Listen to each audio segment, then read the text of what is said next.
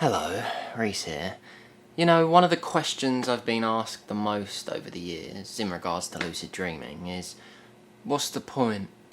Why bother? This is a big question, obviously.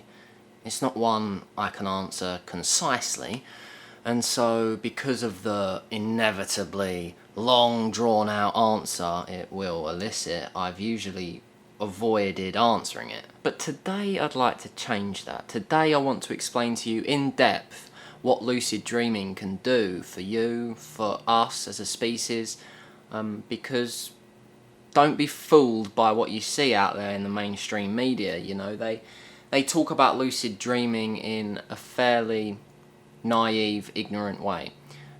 It's not just titillating fun. There is more to it than that. It really genuinely can change your life, however silly that might sound. Usually for this sort of thing I do a top 5, but I'm feeling a top 10 on this one. So settle in, kick back, relax. It might be a long one.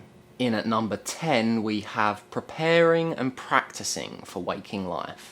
Simply put, if you train yourself to do something in the dream world, it's going to overlap, it's going to have direct influence over your ability to do that same thing in the waking world. You see, to the brain, there's very little difference between the two realms. Obviously, to us, to our conscious waking mind, there are massive differences. But in regards to actual brain activity, the brain doesn't really draw a distinction between them. So you can take advantage of this phenomenon. You can, say, practice guitar or practice a public speech in a dream, and through that improve in waking life too.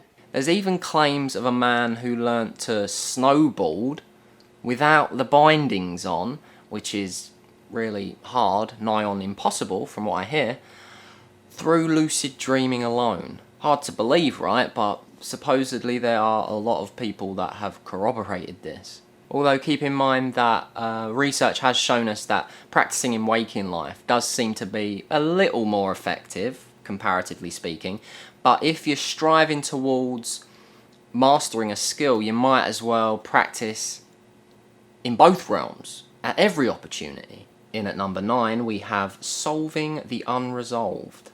Dreaming, and lucid dreaming especially, is a great way to work out solutions to unresolved problems. This can be applied to all sorts of things, like remembering where you left that lost pair of keys. So that's sort of simple example. All the way to something big and grand in nature, like some sort of scientific breakthrough. For reasons still not completely agreed upon, the dreaming mind seems to be exceptionally good at this sort of thing. You know, cracking puzzles, working things out. And, you know, do some research, Google it, and you'll just find countless documented examples of this happening over the years. Of course, a non-lucid mind is capable of this too, but throw lucidity into the mix in any situation and you're just heightening the chances of success. In at number 8 we have creating tangible pieces of art. Okay, obviously I'm not talking literally here, I haven't lost the plot again. I know that you can't bring tangible pieces of art back from the dream world. However, what you can do is create art within the dream world and bring the memory of it back. There's so many creative possibilities for this. You can write a poem, you can paint a painting, you can compose a song, whatever. As long as your recall is good enough that when you wake up you remember it, you can potentially manifest it back in the waking world. For whatever reason, the dreaming mind is a lot less creatively confined than the waking mind. You know, with a little bit of encouragement, it can create masterpieces like they're going out of style. So take advantage of this, especially if you've got something like writer's block going on or any sort of creative block. Get dreaming. Get lucid dreaming specifically, because then you can consciously direct the creativity and create some cross-realm gems. In at number 7 we have dealing with nightmares. We've all experienced nightmares at some point, right? And I think we can all agree we don't particularly enjoy them. Luckily for most of us, nightmares happen once in a blue moon, but unlucky for some, they happen regularly. Every night even. This can be a real problem for some people, you know. It can really impact their waking existence, you know, just living out the day, knowing that, oh God, tonight, here it all comes again, you know. So these people need help, and luckily, help is here. Well, there's all sorts of different ways to help them, but lucid dreaming is one of them. Through learning how to lucid dream, you can bring your conscious everyday awareness into the dream world and realise that what you're experiencing is just your own manifestation. So whatever problem is coming at you, be it a monster or some sort of you know, embarrassing, cringeworthy situation that is just creating anxiety, or whatever the nightmare is, you can tackle the problem head on. With lucid awareness on your side, you can nearly always turn a negative situation into a positive one. And you do this enough, and the frequency of the nightmares are just going to start tapering off. But also, don't get me wrong, don't think I'm saying that lucidity is some sort of automatic get out of jail free card. It ain't. There is such a thing as a lucid nightmare. But as always, lucidity is just gonna heighten your chances of success. When I say lucidity, just think it's awareness, it's presence of mind, it's clarity of mind. It's just you on form, you know. It's you without blinkers on.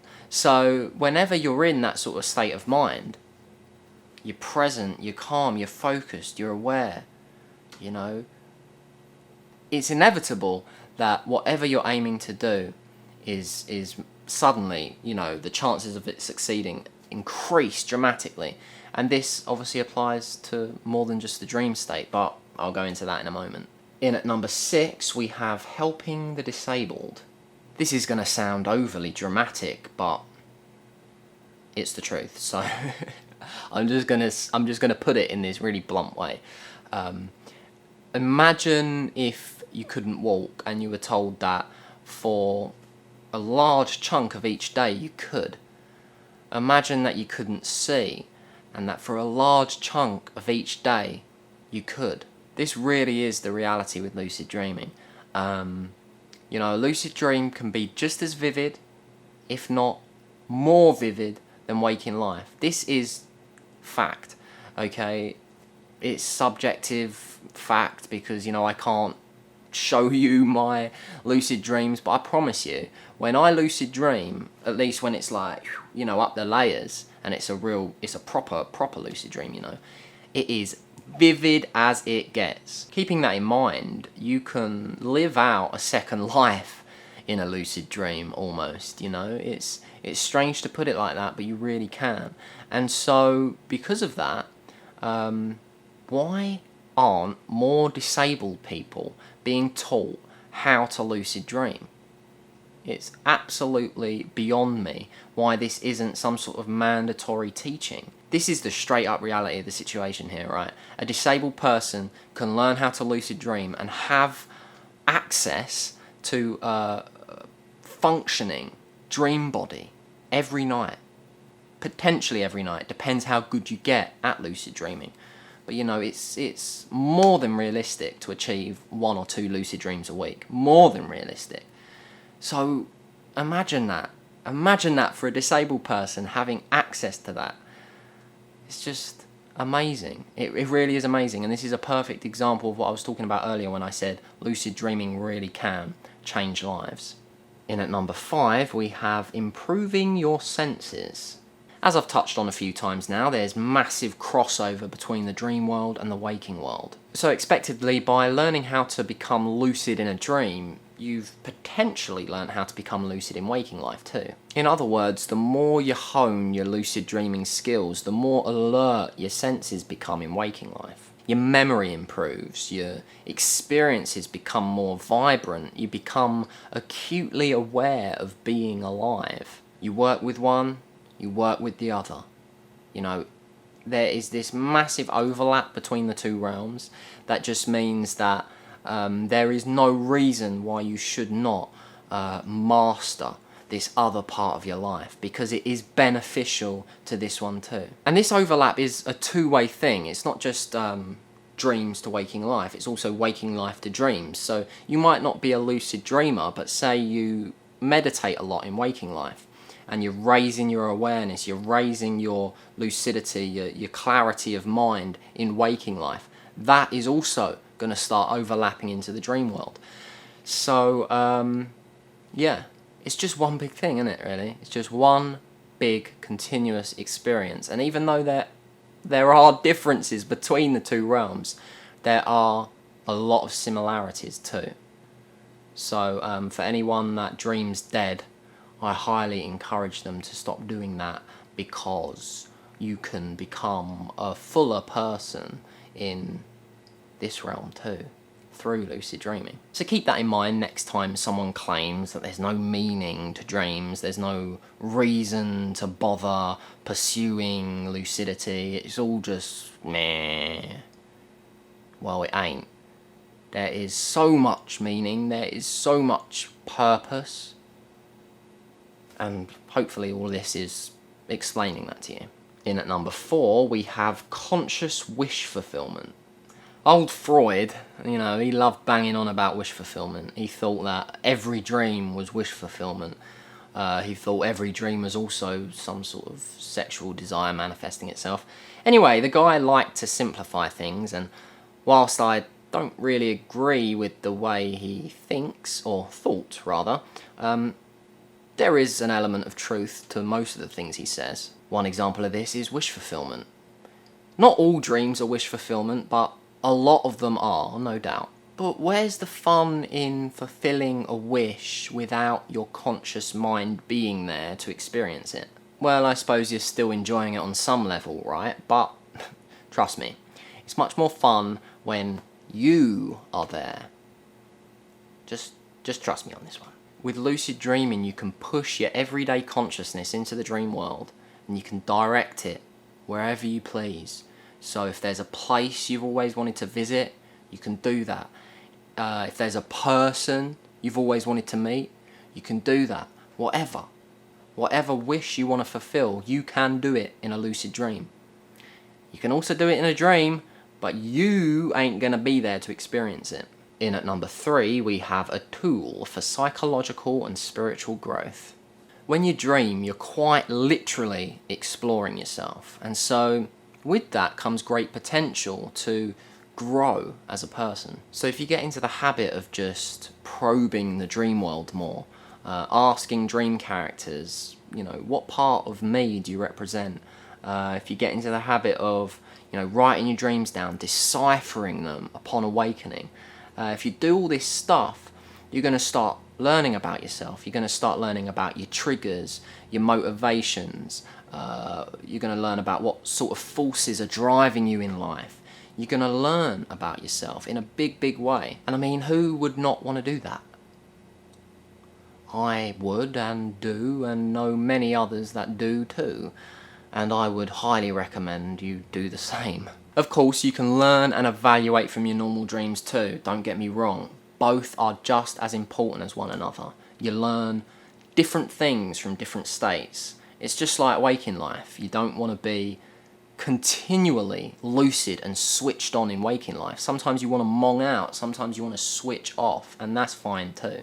In at number 2, we have a tool for science. Sure, science has learnt a lot from normal dreamers, but imagine how much more it could learn with lucid dreamers on their side. It's as simple as this. You put a conscious mind behind the dreaming will, and suddenly you're opening up all these possibilities for scientific experimentation. But with an unconscious mind, you're limited. We've already seen a perfect example of conscious dreaming yielding groundbreaking scientific results with Keith Hearn's 1975 study with lucid dreamer Alan Worsley. And that sort of setup, in my opinion, should be applied across the board. Imagine what sort of things we could learn about consciousness, about our minds, about our dreaming minds, about us as a species if we start using lucid dreamers in scientific experiments. Don't get me wrong, I think science is doing great things right now. I think we're definitely starting to step in the right direction with all this. More and more lucid dreamers are being used in these types of experiments every day. But I think it's time to kick it up a gear. I think it's time to really start focusing in on this as the potentially groundbreaking thing it could be, world-changing thing it could be. I really believe we're going to learn some interesting things about consciousness in the coming decades with lucid dreamers at the helm. And in at number 1, we have fun. Yes, it is important to remember that lucid dreaming is more than just mere fun, but it is just as important to remember that fun is also an element to it. If you come at lucid dreaming in an overly strict, overly scientific manner, I fear that you're gonna struggle with it. However, if you come at it with more of a balance, healthy respect, but a bit of light-hearted fun too. Do it like that, and I suspect you're going to have better results. Okay, so there we have it. Those are my top 10 reasons why you should lucid dream. So in the future, when someone says, what's the point? Why bother with that crap? Send them to this video. And remember, the majority of the people in this world waste a third of their entire lives dreaming dead. Don't be one of them. So please click like on the video if you liked it, click dislike if you didn't. If you want to say something to me, nice or not, there's the comment box down below.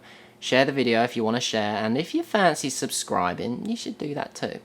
I love ya. Bye.